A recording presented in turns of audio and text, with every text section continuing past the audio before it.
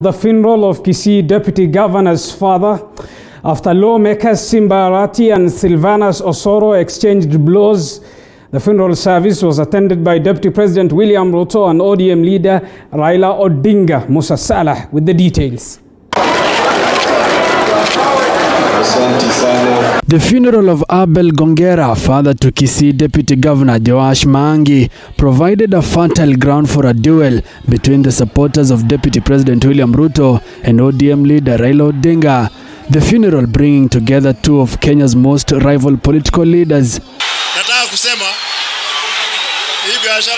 MP Silvanus Osoro and Simba Arati exchanging blows. The service turned chaotic when Arati asked Deputy President William Ruto to seek forgiveness from the residents for the 2007 post-election violence. A few moments later, South Mugirango Member of Parliament Silvanus Osoro attacked Arati, momentarily turning the funeral chaotic. The scenes that followed almost bringing the event to a standstill, Odinga criticizing the nasty brawl between the two leaders, urging political leaders to embrace tolerance. Naona msukumano hapa na pale. Hiyo si sawa sawa. Najua Abagusi bao tunajua ni watu wangwana. Wote ambao wanapenda amani. Na demokrasia inasema ati hata kama mtu nasema unaenda ambaye wewe hutaki, wache yeye aseme tu. Tafadhali tuache kutumia vijana vibaya kuwapiganisha na kuchukua vijana wafanye vita visivyo na maana ya kisiasa. Odinga also claimed that his handshake with President Kenyatta was driven by the chaotic 2017 election, insisting that President Kenyatta had informed Ruto of his pact with Odinga. Odinga has, however, refuted DP Ruto's claims that the Orange Democratic Movement has invaded Jubilee's administration. Sisi hatukukubaliana tutaingia kwa serikali ya Jubilee. Tumebaki kando. Mmesikia ODM mmoja hako ndani ya serikali? Ni waziri katika serikali? Hiko? Hakuna. Ni wao wenyewe.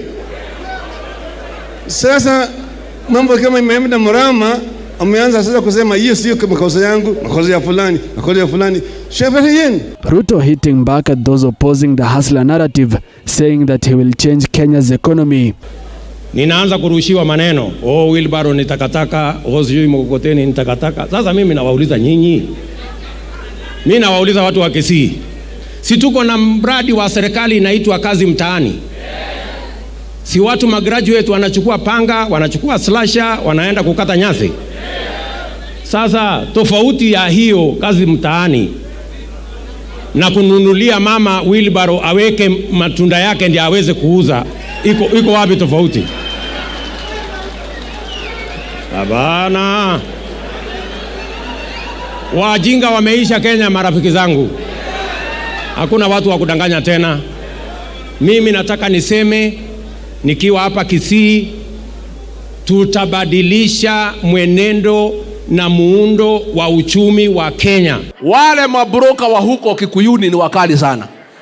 Watakukula na watakunyoa.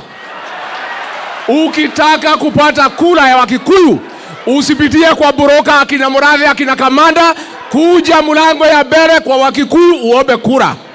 The day you started to work with His Excellency Uhuru Kenyatta, the President of this Republic, you changed this country. You brought peace to this country. If today you are to decide to work with William Samoei Ruto,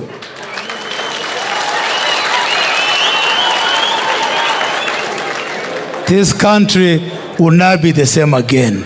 How I wish, I'm sure my father will pray for that. Cases of political intolerance have increased in the past few weeks, with political experts now warning that this growing trend may spread to other parts of the country. Musa Salah, TV 47.